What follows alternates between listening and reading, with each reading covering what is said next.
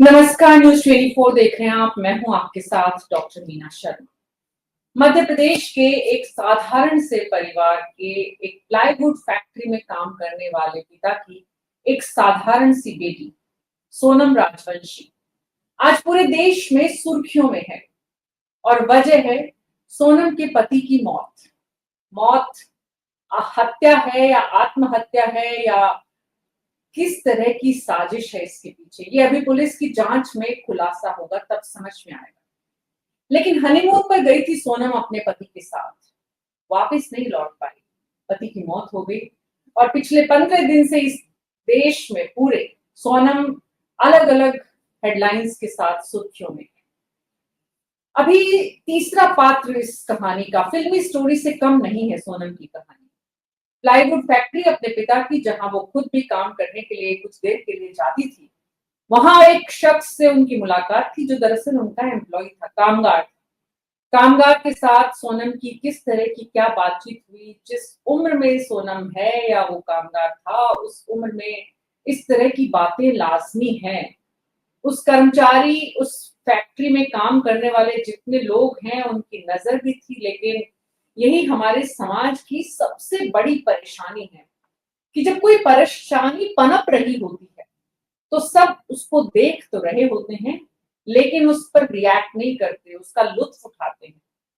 अब ये परेशानी किस कदर से सोनम के परिवार और सोनम के पति के परिवार के लिए आजीवन, पूरे जीवन के लिए एक ऐसा जहर बन गई है जो कभी भी इन दोनों परिवारों के जीवन से निकल नहीं पाएगा। आखिर किस तरह से सोनम राजवंशी, राजा राजवंशी की पत्नी, अब क्या होगा, भविष्य क्या है? सोनम बेवफा है या सोनम साजिश की शिकार हुई है? ये सवाल है जो इस देश में इस वक्त सारी बुनियादी समस्याओं से बड़ा बना हुआ है। इस देश में गरीबी, बेरोजगारी, भ्रष्टाचार, राज ऑपरेशन सिंदूर, पाकिस्तान से कैसे लड़ना है, इन सब समस्याओं से बड़ा सवाल ये है कि आखिर सोनम जो है वो बेवफा है या फिर किसी साजिश का शिकार हुई है। क्या कुछ हुआ हनीमून मनाने गई सोनम के साथ? अभी तक जो 3 राज्यों की पुलिस इस जांच में जुटी है, वो क्या कुछ निकाल कर सामने लाई है? सोनम ने क्या कुछ कहा है, उनके पेरेंट्स ने क्या कहा है, सब कुछ समझने की कोशिश करते हैं, इसलिए कि ऐसी घटनाएं इस देश के अलग अलग राज्यों में छोटे छोटे परिवार, middle class, lower middle class और अपर क्लास, सब जगह हम देखने को मिलती है। बस अपर क्लास की किसी और रूप में सामने आती है, लोअर क्लास की किसी और रूप में, और हर क्लास जितना अलग है उतनी स्टोरी भी अलग है। बहरहाल सोनम इस वक्त इस देश में इतनी चर्चा में क्यों है? हमारे साथ प्रशांत देव, एसोसिएट एडिटर, न्यूज 24 हमारे साथ है। Vipin Srivastava, bureau chief Madhya Pradesh. दीपक दुबे संवाददाता है हमारे साथ। अतिकेश श्रीवास्तव संवाददाता है गाजीपुर से। नावेश शिकोजी वरिष्ठ पत्रकार हैं और महेश शर्मा जी एडवोकेट हैं। आप सभी का बहुत बहुत स्वागत है। तो गाजीपुर से हमारे सहयोगी इस वक्त जुड़े, उससे पहले मध्य प्रदेश चलते हैं विपिन श्रीवास्तव जी के पास। लेकिन उससे पहले 3 विभागों की, 3 राज्यों की जो पुलिस इस वक्त जांच कर रही है, उनका क्या कुछ कहना है वो और सुन लेते हैं। इस वक्त हमारे पास जो अलग अलग राज्यों के जो पुलिस विभाग के वरिष्ठ अधिकारियों ने जो कुछ कहा है इस केस की जांच के बाद, अभी तक का अपडेट क्या है, सुनते हैं पहले उनको, उसके बाद चर्चा को आगे बढ़ाएंगे। सूचना प्राप्त हुई थी थाना नंदगंज पर, मध्य प्रदेश पुलिस के द्वारा एक सूचना दी गई थी कि एक सोनम नाम की महिला है, वो काशी ढाबा जो कि वाराणसी गोरखपुर हाईवे पे थाना नंदगंज क्षेत्र में स्थित है, वहाँ पर वो है। तो तत्काल उस सूचना का संज्ञान लेते हुए एसओ नंदगंज फोर्स के साथ वहाँ मौके पर पहुँचे और वहाँ पर सोनम नाम की एक महिला वहाँ पे मिली, जिसको फौरन वहाँ से रिकवर करके डिस्ट्रिक्ट हॉस्पिटल ले जाया गया। वहाँ पर प्रारंभिक उपचार कराया गया और फिर उपचार के बाद उनको वन स्टॉप सेंटर में ले जाया गया है। इस समय वो वर्तमान में वन स्टॉप सेंटर में है। इसमें कुछ जानकारियाँ प्राप्त हुई हैं और मेघालय पुलिस और मध्य प्रदेश पुलिस के लगातार हम लोग संपर्क में हैं। देखिए, मेघालय पुलिस ने जो है संपर्क किया था एसडीओपी बीना से कि बीना अनुभाग में खिमलासा थाना है, वहाँ पे बसारी गांव में जो अभी बहुचर्चित कांड चल रहा है, राजा रघुवंशी इंदौर वाला मामला, उसमें जो है एक आरोपी आनंद पटेल, उसकी लोकेशन होने की जानकारी थी उनको, तो ज्वाइंट ऑपरेशन में जो है वो आरोपी पकड़ा गया है और मेघालय की पुलिस उसको जो है वो लेके भी चले गए हैं इंदौर। सर ये कहाँ का रहने वाला है आरोपी? ये आरोपी जो है इंदौर में नंदबाग कॉलोनी है, वहाँ का रहने वाला है। इसका नाम आनंद कुर्मी पटेल है और पुलिस को रिपोर्ट मिला था तो मेघालय की पुलिस आकर के। सर इस हत्याकांड में क्या भूमिका है सर इसकी? अभी हमारी पूछताछ नहीं हुई है, वो जो इंदौर पुलिस और मेघालय की पुलिस उसका इन्वेस्टिगेशन कर रही है। उनको जानकारी लगी थी कि ये भी इसमें इन्वॉल्व था, इसलिए वो लोकेशन के आधार पर पकड़ के लेके गए हैं। बाकी आगे की पूछताछ में जो है बिल्कुल आधार होगी।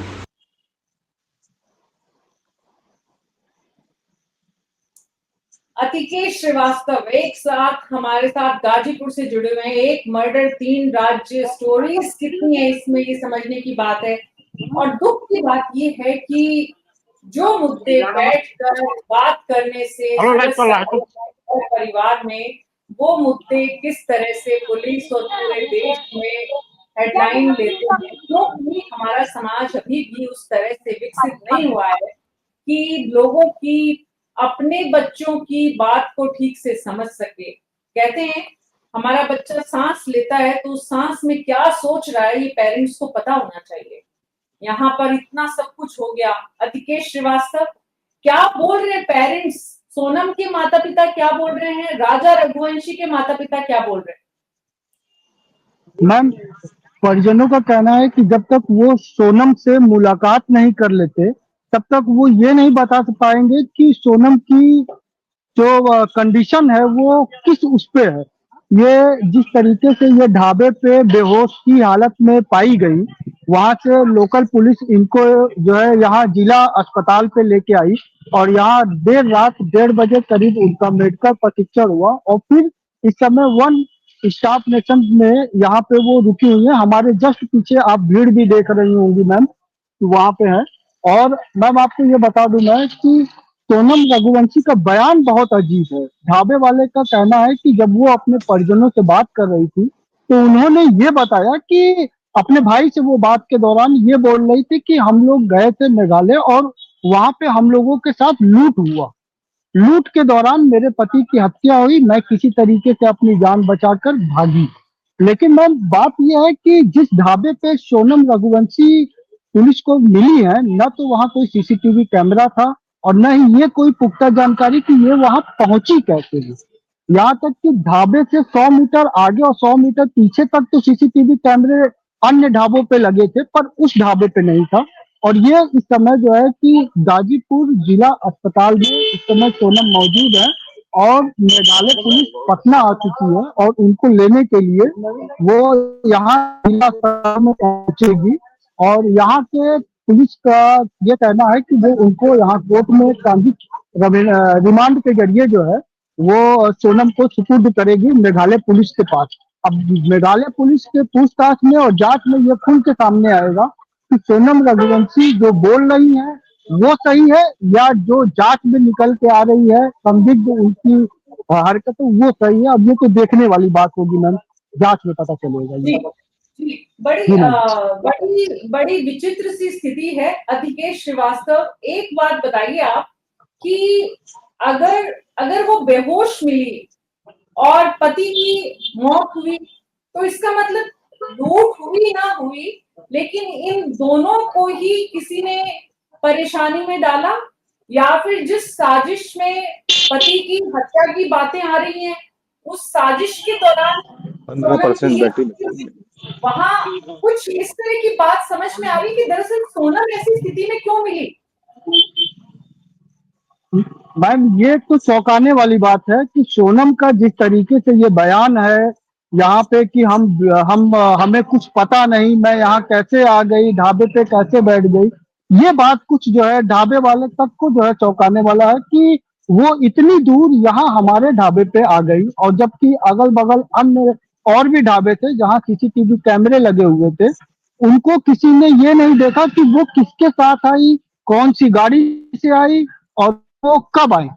वो सिर्फ ढाबे वाले को उनके दुकान पे वो जो है मौजूद मिली। उस समय बज रहा था 1 और जब ढाबे वाले का ये कहना है कि परिजन जो है मेघालय पुलिस के जरिए जो है यहाँ की लोकल पुलिस को इन्फॉर्म किए, जबकि यहाँ ढाबे वाले ने खुद 112 नंबर पे फोन किया और यहाँ के लोकल थानेदार को बुलाया। जब थानेदार मौके पे पहुंचे तो जाके पता चला कि ये सोनम है, और फिर जाके जो है ढाबे वाले के पास से पुलिस उनको जो है यहाँ मेडिकल जांच के लिए लेके आई। और इस समय जो है कि सोनम यहाँ मौजूद है और पुलिस भी, लोकल पुलिस भी मौजूद है। अब ये पता चला है कि जो है 2 घंटे में शायद जो है पटना बाई रूट से होते हुए मेघालय पुलिस यहाँ आ रही है। अब ये जांच का विषय होगा, पता चलेगा जांच के दौरान कि सोनम की जो गतिविधि है वो संदिग्ध है या वाकई वो किसी घटना या किसी उसकी शिकार हुई है। जी मैम। जी, विपिन श्रीवास्तव, आरोपियों के जिस तरह के नाम सामने आ रहे हैं, आकाश राजपूत, आनंद, ये जो आरोपी है ये सब कैसे इसमें शामिल हुए? पुलिस की तरफ से क्या कुछ, क्योंकि राज कुशवाहा का तो समझ में आता है कि सोनम से परिचय था, उन दोनों के बीच में बातचीत होती थी, सोनम की फैक्ट्री में राज कुशवाहा काम करता था, लेकिन जो बाकी लोग हैं ये कौन है, कहाँ से आए, ये कैसे इस पूरे एपिसोड में निकलकर सामने आए हैं विपिन जी? बिल्कुल, देखिए राज कुशवाहा का कनेक्शन तो पुलिस को सिर्फ सोनम की मोबाइल की जो लोकेशन से, ट्रेस से हुआ जो बातचीत है उससे पता चला था, जो कि राज कुशवाहा का नाम सीधे तौर पर इसलिए है क्योंकि राज सोनम के साथ काम करता था। तो राज के बाद जो 3 आरोपी अगर जिनकी बात की जाए, एक आकाश राजपूत जो कि ललितपुर का रहने वाला है, उम्र 19 साल, आप उम्र पे भी गौर कीजिएगा। दूसरा है इसके अलावा आपको विशाल है इंदौर का रहने वाला, जिसकी उम्र है 22 साल। 21 साल है राज कुशवाहा की उम्र, और 23 साल है आनंद की उम्र, जो कि मध्य प्रदेश के सागर के बीना के एक छोटे से गांव का रहने वाला है, जहां से उसको अरेस्ट किया गया है उसके चाचा के यहाँ से, बसई करके जगह है। इनकी उम्र जो है बहुत कम है। अगर तुलना की जाए तो जो सोनम की उम्र 25 साल और जिसका कनेक्शन राजा कुशवाहा से जोड़ा जा रहा है, राज कुशवाहा से, उसकी उम्र महज 21 साल है। तो इस कम उम्र के लोगों के अभी तक की जो जानकारी मिल रही है कि सबसे पहले राज कुशवाहा के जरिए ही जो लोकल है विशाल और दूसरा है आनंद, ये दोनों इसके कहीं से इनका कनेक्शन निकला है। तीसरा ललितपुर का रहने वाला जो विकास है। तो ऐसा अभी माना जा रहा है कि इसको एक कॉन्टेक्ट दिया गया था, क्योंकि अभी तक ये भी बात सामने आई है कि राज कुशवाहा जिस वक्त ये पूरा घटनाक्रम शिलांग में चल रहा था, उस वक्त राज कुशवाहा इंदौर से बाहर गया ही नहीं, इंदौर में ही रहा। और जो सोनम के पिता है उन्होंने भी इस बात को स्वीकारा है कि राज कुशवाहा 3 दिन पहले तक उनके ऑफिस में दिखाई दिया। यानी कि राज कुशवाहा को मेन सोनम का करीबी मानकर अभी तक जो हम लोग जो बातचीत कर रहे हैं, पुलिस जो छानबीन कर रही है, वो उस एंगल पे भी कर रही है कि सोनम का राज कुशवाहा के साथ पुराना संबंध रहा है, शादी के पहले और शादी के बाद भी उसकी बातचीत हुई है। लेकिन राज कुशवाहा उस जगह नहीं पहुंचा शिलांग में जहां सारी घटना हुई, जहां राजा रघुवंशी का शव भी मिला। और ये पूरा जो मिस्टीरियस कह सकते हैं कि इसकी थ्योरी अभी तक क्लियर नहीं हो पाई है। सोनम का यहाँ पहुंचना, और वो भी 1200 किलोमीटर की लंबा रास्ता होता है शिलांग से लेकर गाजीपुर का यहाँ पहुंचना, और जिस स्थिति में मिलना, और ये सोनम का कहना कि उसके साथ भी ट्रेजेडी हुई है, इस तरह की घटना हुई है। और फिर बाकी सवाल ये भी बने हुए कि सोनम यहाँ तक पहुंची कैसे, और बाकी जो चारों आरोपी है उनका इससे क्या कनेक्शन है। अगर राज कुशवाहा को अगर हटा दिया जाए, पुलिस की जांच अभी बहुत सारी आगे अलग अलग एंगल से शुरू होगी। अभी की स्थिति में है कि इन चारों आरोपियों को मध्य प्रदेश में इंदौर में पुलिस कोर्ट से ट्रांजिट रिमांड पर मेघालय पुलिस यहां से लेकर जाएगी, फिर उस जगह पे पूछताछ करेगी, जहां पर उस जगह पे रिक्रिएशन किया जाएगा जहां राजा रघुवंशी का शव मिला था, वो पहाड़ी के नीचे, वहां से छानबीन की जाएगी। वो सीसीटीवी जो आखिरी, आपको याद होगा कि आखिरी सीसीटीवी फुटेज जो जिसमें सोनम और राजा साथ नजर आ रहे थे, उस सीसीटीवी फुटेज में भी कई चीजें ऐसी सामने आई जिसमें राजा रघुवंशी अंदर था। उस वक्त सोनम बाहर 2 बार किसी से बातचीत करने के लिए निकली थी, और दोनों बार बातचीत के बाद जब वो स्कूटी पर बैठ रहे थे, उस वक्त सोनम ने किसी चीज मोबाइल पे किसी चीज की टाइपिंग की थी। यानी कि अब ये सारे शक अभी भी बने हुए हैं कि क्या सोनम वहां से किसी पर्टिकुलर व्यक्ति को अपनी लोकेशन दे रही थी या बातचीत कर रही थी। और अगर बातचीत की बात की जाए तो सोनम की आखिरी बार जो बातचीत हुई थी अपनी सास से बात हुई थी, जो कि राजा रघुवंशी की माँ थी। लेकिन उस वक्त भी राजा से उसने बातचीत नहीं कराई थी। इतने पहलू हैं इस पूरे मामले की जांच के, क्योंकि जब से मामला 20 तारीख से 23 तारीख जब पहुंची और 24 से जब ये लापता हुए, 2 तारीख को राजा रघुवंशी का जिस रहस्यमय तरीके से उसका शव मिला पहाड़ी के नीचे, और उसके बाद से अभी भी ये पहेली बना हुआ है कि वाकई में जो तस्वीरें, ये जो बयान सामने आ रहे हैं, क्या वही सच है कि वाकई में सोनम ही वो मास्टरमाइंड है, सोनम का ही कनेक्शन था, सोनम ने ही राज कुशवाहा के जरिए पूरी हत्याकांड को अंजाम दिया और 3 लोगों के जरिए, या फिर वाकई में कुछ और कहानी है कि इसके पीछे की वो। क्योंकि देखिए, पहली थ्योरी सबसे पहले तभी सामने आती है, कॉमन चीज बात है कि जब किसी जो कपल अगर कहीं पहुंचे हैं और उसके पति का शव मिलता है, तो पहला शक जो कहीं ना कहीं जाता है उसकी पत्नी यानी सोनम पर जाता है। तो वाकई में इन लोगों ने जो साजिश रची है कि सीधा सीधा जब उनको पता है कि पहली शक की सुई अगर जाएगी तो सोनम ही उसकी पहले आरोपी साबित होगी, निकलेगी। तो अब जब उसको पता है कि ऐसा कुछ है, तो क्या वाकई में इतनी बड़ी घटना जिसमें 4 या 5 लोगों को इन्वॉल्व किया गया, उन्होंने इस तरह का दिमाग उस वक्त नहीं लगाया गया था जब इस साजिश रच रहे थे कि उनका पहला मतलब जो क्लू मिलेगा उसी की पत्नी पे मिलेगा? तो ये सवाल अभी भी बना हुआ है। इस कहानी को जितने आसानी से हम समझ रहे हैं, शायद इसके पीछे और भी वजह सामने आ सकती हैं। दूसरी बात यह है कि अगर उसको जब उसको मान लीजिए राजा रघुवंशी से उसको शादी नहीं करनी थी और शादी हो भी गई थी, तो दूसरा रास्ता बहुत अच्छा होता है, बाकी लोग भी इसको अपनाते हैं, कोर्ट पे जाते आप, या कोर्ट में जाके उससे आप रिश्ता अलग कर लेते। लेकिन किसी व्यक्ति की, अपने पति की हत्या करना या हत्या करवाने के लिए किसी की सुपारी देना, ये चीजें इतनी आसान नहीं है जितनी आसान हम इसको। विपिन, मुश्किल यही है, ये रास्ता भी उतना आसान नहीं था जितना हम अभी बात कर रहे हैं कि सोनम कोर्ट चली जाती या सोनम अपने माँ बाप से कह देती। हमारा समाज दरअसल ऐसा है ही नहीं, बच्चों के साथ बैठ के डिस्कशन का रास्ता है ही नहीं। फिर दूसरी बात कि जिस तरह का जो प्रोफाइल है यहाँ पर राज कुशवाहा का, और सोनम के पिता मालिक हैं उस फैक्ट्री के, तो ये भी किसी भी सूरत में हमारे समाज को बर्दाश्त होता ही नहीं है कि भाई हमारे अधीनस्थ, हमारे काम करने वाला कैसे हमारे घर में घुस सकता है। बहुत सारे कॉम्प्लिकेशंस है, लेकिन सबसे बड़ा कॉम्प्लिकेशन है कि ये उम्र, जिस उम्र के ये बच्चे हैं, इस उम्र में बच्चे कहना मेरे ख्याल से गलत नहीं होगा। दीपक दुबे, मैं आपके पास आ रही हूँ। जिस उम्र में 20, 21, 22, 23 साल की उम्र के ये नौजवान मिलकर, जिनका करियर पूरा दांव पर है, जिनका जीवन पूरा अभी बाकी है, अभी तो जीवन शुरू भी नहीं हुआ है ठीक से, क्योंकि आपने ठीक से काम करना भी शुरू नहीं किया, आपकी नौकरी भी नहीं, आपके घर परिवार में आप स्थापित भी नहीं हुए हैं, और उससे पहले आपने कुछ ऐसा कर लिया।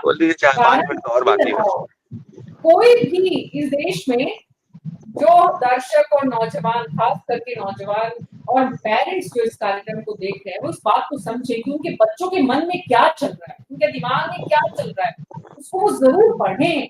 उनके बच्चे क्या चाहते हैं, उनके इंटरेस्ट क्या है, वो किस तरफ अपना दिन और रात निकाल रहे हैं, उनके फोन पे कॉन्टेक्ट जो है वो किस तरह के लोगों से हैं, वहां वो क्या बातें कर रहे हैं।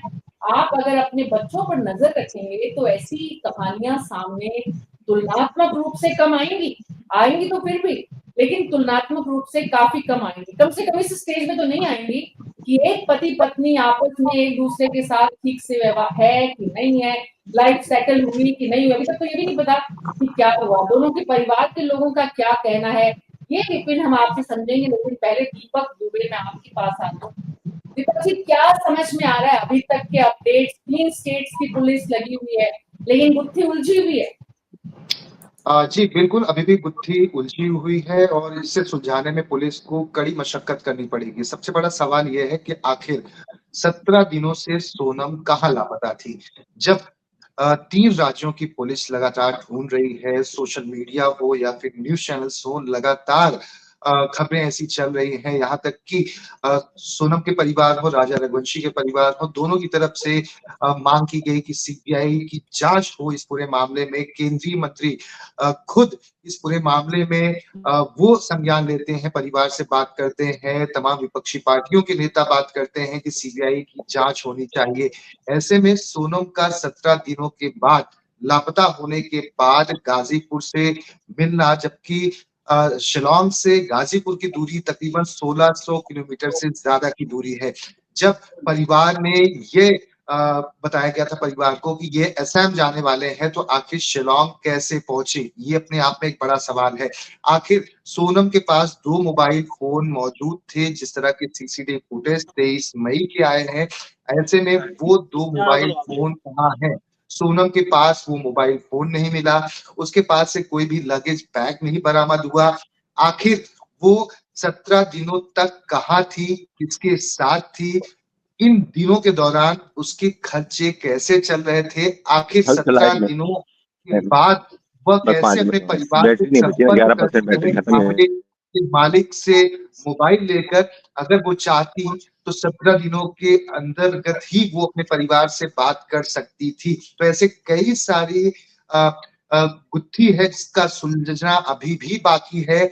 ऐसे में जब अब कुल 4 आरोपियों को गिरफ्तार किया गया है, सोनम को गिरफ्तार किया गया है, मेघालय पुलिस जब ट्रांजिट रिमांड पर लेकर जाएगी, कन्फ्रंट कराया जाएगा सभी को एक दूसरे के साथ बैठाकर, आमने सामने और अलग अलग करके उनके बयानों में क्या कुछ विरोधाभास है, तब निकलकर सामने आ पाएगा। हालांकि सोनम अपने आप को पीड़िता बता रही है कि उसे अगवा किया गया था, वो यहाँ पर कैसे पहुंची, ये भी एक अपने आप में पुलिस के लिए बड़ी गुत्थी है कि पुलिस कैसे इसे सुलझा।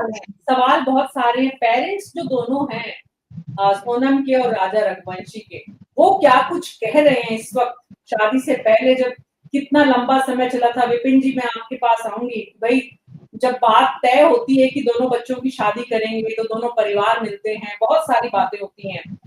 नावेश शिको जी मैं आपके पास आ रही हूँ, और फिर डॉक्टर महेश शर्मा आपके पास आऊंगे। नावेश जी, क्योंकि उत्तर प्रदेश जुड़ा हुआ है, मध्य प्रदेश और इंदौर और आपके शिलोंग, और मतलब जिस तरह से इसमें 3 राज्यों की पुलिस का इन्वॉल्वमेंट, हालांकि इसमें कुछ एनालिसिस करने का नहीं दिख रहा है, इसमें सब कुछ जो है वो घटनाक्रम है, और घटनाक्रम पुलिस की जांच में खुलकर सामने आएगा तब जब आरोपी खुलकर बताएंगे। और पुलिस को इतना समय दरअसल लगता नहीं है, कम से कम 20-21 साल के नौजवानों से तो सच निकलवाने में पुलिस को ज्यादा समय नहीं लगेगा। लेकिन बड़ी जो परेशानी है नावेद जी, जिस तरफ हमें सोचने की जरूरत है कि हमारे समाज में हमें अब करेक्शन जरूर करना चाहिए कि हमारे बच्चे शादी करके हनीमून पर जाएं तो इस तरह के हादसों का शिकार हो या इस तरह की साजिशों का, उससे कैसे बचे? आज जी बिल्कुल मीना जी, ये बात बिल्कुल सही है कि ये जो घटना हुई है इसमें कौन दोषी है, कैसे हत्या हुई, किस तरह हत्या हुई, ये सब सारी चीजें क्लियर हो जाएंगी और पता चल जाएगा पूरे देश को। लेकिन इस घटना से जुड़े कुछ सवाल हैं जो विचार आपने भी रखा, और मुझे इसमें 3 बिंदु दिखाई दे रहे हैं जो मुझे लगता है कि चर्चा के लायक हैं। एक तो वो जो बात आपने कही कि एक हत्या होती है, दुखद है, बहुत दुखद है, कोई भी हत्या होती है वो दुखद ही होती है।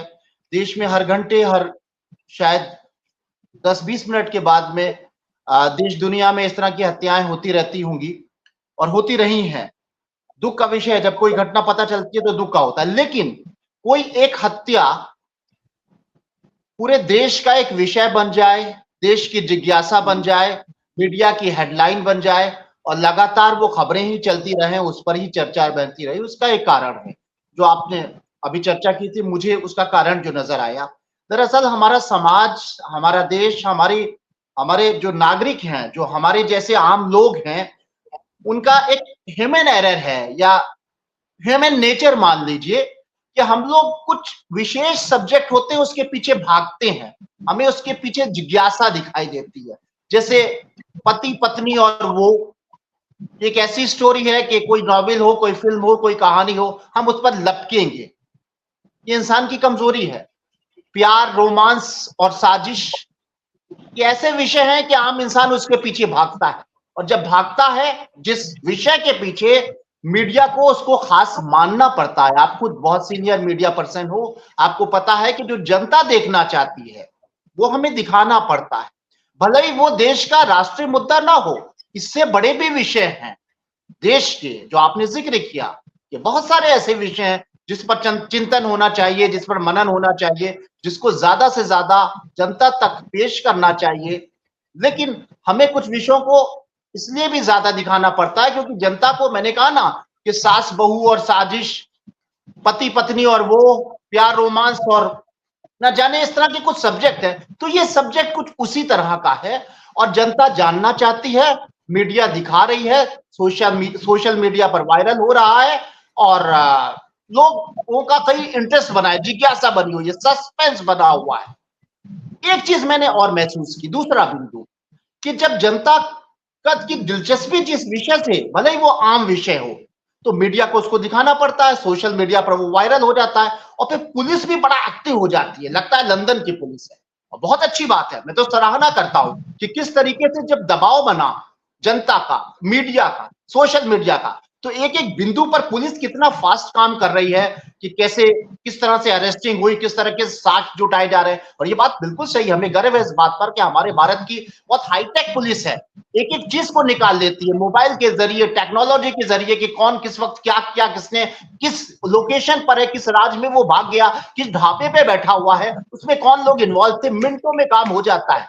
लेकिन ताज्जुब की बात है, जब हमारे देश पर हमला होता है और विदेश से घुस के आतंकवादी हमारे निर्दोषों को मार देते हैं, तो यही पुलिस कई बार नहीं बता पाती है कि कब आए थे, कैसे आए थे, किस तरह आए थे, कैसे हमला किया था, क्या प्लानिंग थी, किस होटल में रुके थे, कौन से असलहे इस्तेमाल हुए थे, कहां कैमरा फुटेज है, कुछ नहीं। खैर, ये बिंदु इस बात से निकल आया। तीसरा सबसे महत्वपूर्ण बिंदु जो है कि ये घटनाएं तकलीफ तो दे रही हैं, लगातार हो रही है, खासतौर से पुरुष मारे जा रहे हैं पत्नियों के हाथों। मैं ये नहीं कह रहा हूं कि यहाँ पत्नी ने हत्या की होगी, वो तो इन्वेस्टिगेशन से सामने आ जाएगा, लेकिन इधर 6 महीने में कई ऐसी चर्चित घटनाएं हैं जहां पत्नियां अपने पतियों को, नवविवाहित पत्नियां अपने 2 महीने के विवाहित पति को 4 महीने 6 महीने की मर्डर करवा लेते हैं। कई इस तरह के मामले आए, ऐसा पहले भारत में नहीं था। हमारी संस्कृति, हमारे घर की महिलाएं, हमारे समाज की महिलाएं, हमारे भारत की ये संस्कृति नहीं थी। और पुरुष भी, हम बात यहाँ नारी पुरुष की बात नहीं कर रहे, हमारे जो नैतिक मूल है उनकी हत्याएं हो रही है, इसलिए चिंता का विषय है, एक घटना नहीं है। हमारे संस्कारों की हत्याएं हो रही हैं, हमारे सामाजिक सरोकारों की हत्याएं हो रही हैं, हमारे मन का जो कोमल जो मन हुआ करता था एक भारतीय का, वो बड़ा कड़ा हो गया है, वो पागल हो गया है, वो दीवाना हो गया है। और हमारे एक बात देखिए ना नाविद जी, कि आप एक्सट्रीम, मतलब किसी की हत्या कराने जैसे फैसले पर, नतीजे पर पहुंच जाते हैं, किसी को डराना, धमकाना, फोन करना, साजिश रचना, ये सब ठीक है, हमारे परिवारों में चलता था। लेकिन आजकल प्यार में ऐसा पागलपन है कि आप हत्या तक उतारू हो जाते हैं। तो इसका कारण ये साइकोलॉजिकल गेम है, और इस साइकोलॉजिकल गेम में मिलकर जो है साजिश रची जाती है। अकेले कोई महिला ऐसा काम नहीं करती है या नहीं कर सकती है, शायद कोई पुरुष भी अकेले नहीं कर सकता। दोनों ही तरफ जब कुछ लोग आपके साथ उकसाते हैं कि ऐसा कर लेते हैं, ऐसा कर लेते हैं, उम्र देखिए उकसाने वालों की, डॉक्टर महेश शर्मा इस उम्र में 20, 21, 22, 23 साल की उम्र में हत्या तक की साजिश, अगर साजिश हत्या की रची या रास्ते से दूर करने के, समझाने की कि भैया आप अलग हो जाओ, हम अलग हो जाते हैं, क्या हुआ होगा, ये तो पूनम, ये आपकी सोनम और उनके पति राजा रघुवंशी या फिर ये राज कुशवाहा या इनके दोस्त, यही लोग जानते हैं, इससे ज्यादा तो कोई लोग जानते नहीं है। फैक्ट्री में काम करने वाले लोग अब बता रहे हैं कि कुछ कुछ तो था, लेकिन आपको तब नहीं पता था कि कुछ कुछ था, आप मालिक को सूचित करें। अच्छा, मालिक को कोई अधीनस्थ सूचित कर दे तो मालिक को बुरा लगता है। कैसे साइकोलॉजिकल वार से हम युद्ध की स्थिति में हैं, डॉक्टर महेश शर्मा?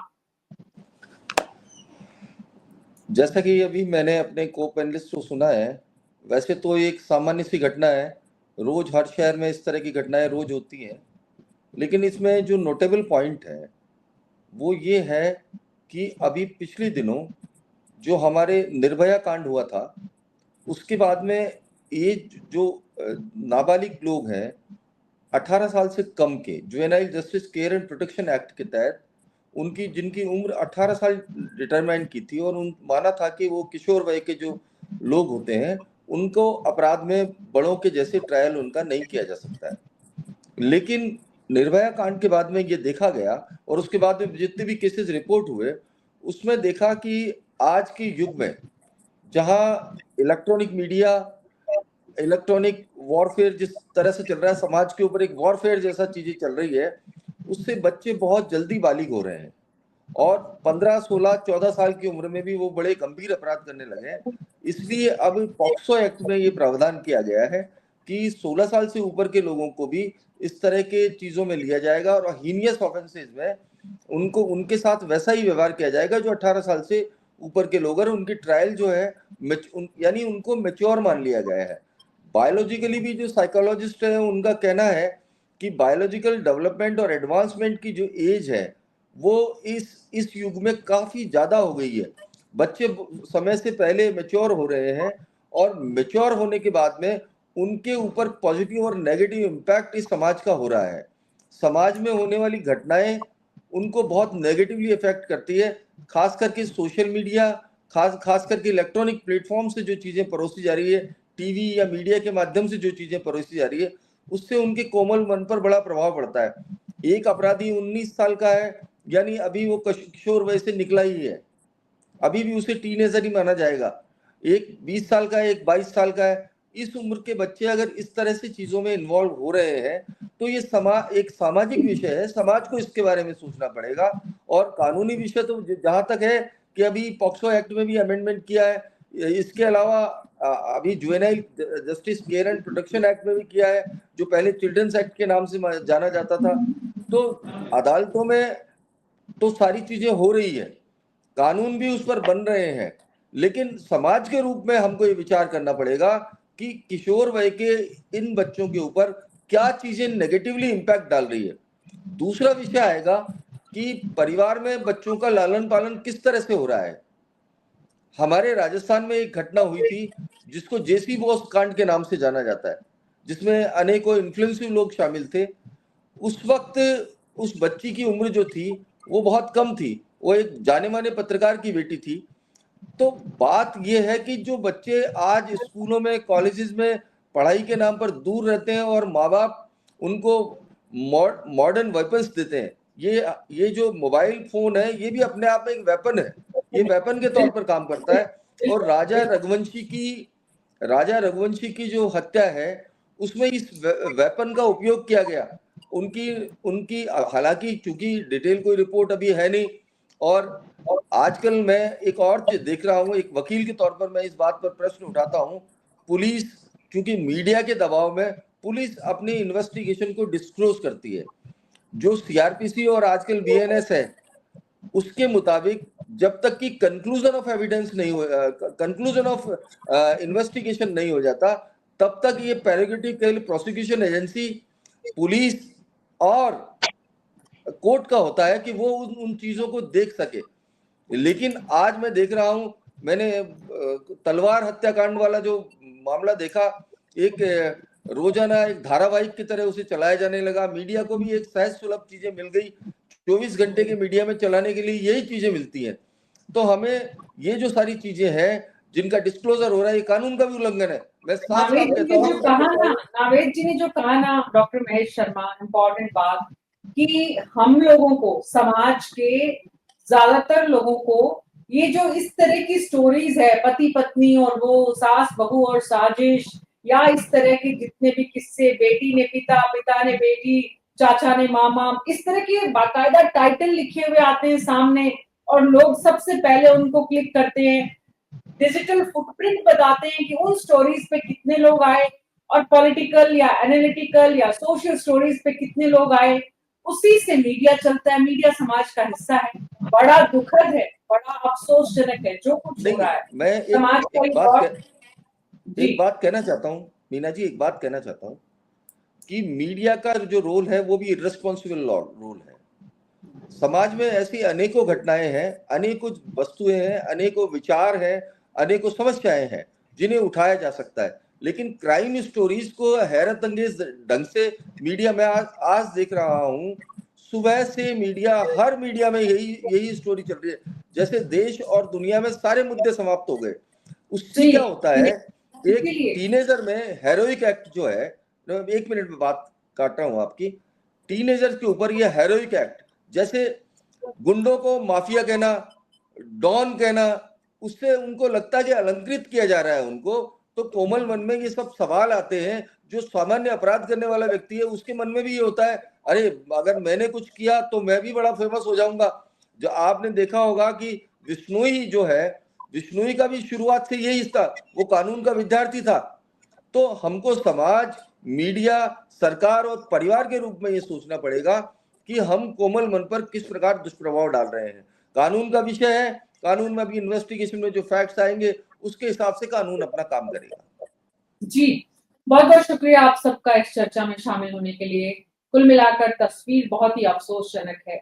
मीडिया की जिम्मेदारी है कि ऐसी खबरों से बचे। हम कोशिश भी करते हैं, लेकिन न्यूज 24 पर हमारा मकसद रहता है कि समाज में जो कुछ हो रहा है उससे समाज सीखे। हमारे नौजवान पेरेंट्स इस बात को जाने कि उनके बच्चों के और उनके बीच में जो गैप्स हैं वो किस तरह की कहानियां लिख रहे हैं। लोअर मिडिल क्लास की स्टोरी सोनम की, या मिडिल क्लास की, या अपर मिडिल क्लास की, या फिर किसी हाई सोसाइटी से निकलकर आने वाली स्टोरी, हर बार कुछ ऐसी ही कहानियां होती हैं जिनमें कुल मिलाकर तस्वीर ये समझ में आती है कि समय पर सबने सही फैसला ले लिया होता तो शायद इस तरह के हादसों से बच जाते। समय पर फैसला लेने के लिए समय समय पर आपको सचेत रहना पड़ता है। परिवार, पेरेंट्स अपने बच्चों पर ठीक से ध्यान दें, ये सबसे बड़ी जरूरत है। और बच्चों की सबसे बड़ी जरूरत ये कि वो पेरेंट्स को कॉन्फिडेंस मिले। दोनों तरफ से संवाद होगा तो संभव होगा। न्यूज 24 पर अभी मेरे साथ इतना ही। नमस्कार।